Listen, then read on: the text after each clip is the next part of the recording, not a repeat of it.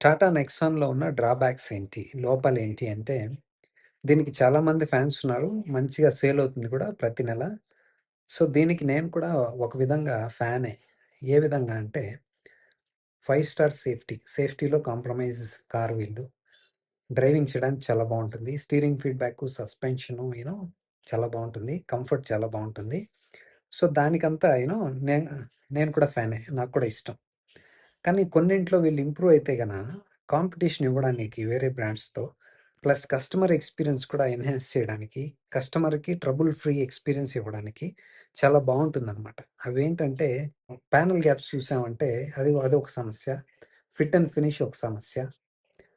Plastic quality మంచి plastic వాడాలి. Like Hyundai చూసారా? హుండాయ్ గాని, కియా గాని చాలా బావుంటుంది. వాళ్ళు వాడే మెటీరియల్ గాని, కలర్ కాంబినేషన్ గాని, ఆ ఫీల్ గాని, టచ్ చేయడానికి, చూడడానికి కానీ డ్యూరబుల్‌గా మెటీరియల్స్ ఉంటాయి వాళ్ళవి. అంటే మంచి క్వాలిటీ మెటీరియల్స్ వాడతారు. సో, ఫిట్ అండ్ ఫినిష్ బావుండాలి. ఇంప్రూవ్ గావాలి. ప్లాస్టిక్ క్వాలిటీ ఇంప్రూవ్ గావాలి. Not only plastic every material. Plus reliability, durability you know అన్నింటికి సంబంధించి. అన్ని పార్ట్‌లకి ఫిట్ అండ్ ఫినిష్ దగ్గర నుంచి, ప్లాస్టిక్ నుంచి వాళ్ళు వాడే material cloth, seating cloth, foam, engine, spare parts అన్నీ రిలయబుల్‌గా, డ్యూరబుల్‌గా ఉండాలి.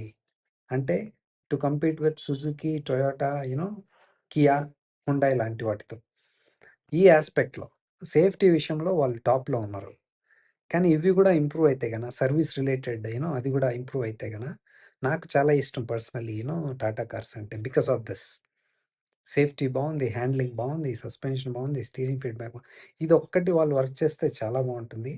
వాళ్ళ టాప్ మేనేజ్మెంట్ గూడా లాస్ట్ టైము ఆహ్, చంద్ర అనుకుంటా ఆయన ఎండీ. ఆయన కూడా ఇంటర్వ్యూలో చెప్పారనమాట. "We are working on improving our services" అనేసి. సో, వాళ్ళకి సడెన్‌గా సేల్స్ ఎక్కువైపోయి అలా అయిందా? ఏంటి మరి నాకర్థం కావట్లేదు. సో, ఆయన కూడా చెప్పాడనమాట. ఇంప్రూవ్ చేస్తున్నాము, ఇంక్రీజ్ చేస్తున్నాము సర్వీస్ సెంటర్ కూడా అనేసి. That is good to hear. But ప్రాక్టికల్‌గా అది చాలా క్విక్‌గా చేయాలనమాట. కారు కొన్న తర్వాత కస్టమర్‌కి సమస్యలు ఉండకుండా ఉండాలి.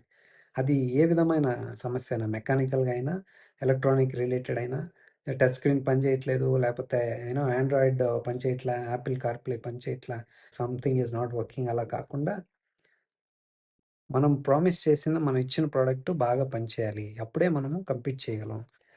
కమింగ్ టు ఇంజిన్ వీళ్ళ దగ్గర బాగున్నాయి. 1.2 లీటర్ టర్బో ఉంది. పెట్రోలు 1.5 లీటర్ డీజిల్ ఉందన్నమాట టర్బో. దీంట్లో మైనస్ డ్రాబ్యాక్స్ ఏంటంటే డీజిల్‌లో వీళ్ళు ఆటోమేటిక్ ఇచ్చారు. ఏఎంటీ అది ఏంటో మరి ఏ టార్క్ కన్వర్టర్ అన్నా ఇచ్చుండాలి. లేకపోతే సీవీటీ అన్నా ఇచ్చుండాలి. లేకపోతే పెట్రోల్‌లో వెళ్ళి డీసీ అని ఉంది గదా! డీసీటీ అదన్నా ఇచ్చుండొచ్చు కదా! ఏఎంటీ ఎందుకు ఇచ్చారో నాకు అర్థం కావట్లే. సో, అది కాస్త చూసుకుంటే బాగుండేది. సో, ఇంకోటి ఈ సైజ్‌కి, ఈ వెయిట్‌కి 1.2 సరిపోదు. 1.5 కావాలి. పెట్రోల్‌లో 1.2 ఇస్తున్నారు వీళ్ళు. అది 1.5 ఇస్తే చాలా యాప్ట్‌గా ఉండేది దీనికి. So, 1.5 hmm. టర్బో పెట్రోల్ ఉండాలా. డీజిల్ అయితే ఓకే సరిపోయింది. 1.5 ఉందది. So, that is fine. కానీ డీజిల్‌లో వీళ్ళు ఏఎంటీ ఇస్తున్నారు ఏంటో. నాకు తెలిసి మంచి ఎక్స్‌పీరియన్స్ కావాలి కస్టమర్ కంటే టార్క్ కన్వర్టర్ గాని, సీవీటీ గాని ఇవ్వాలన్నమాట.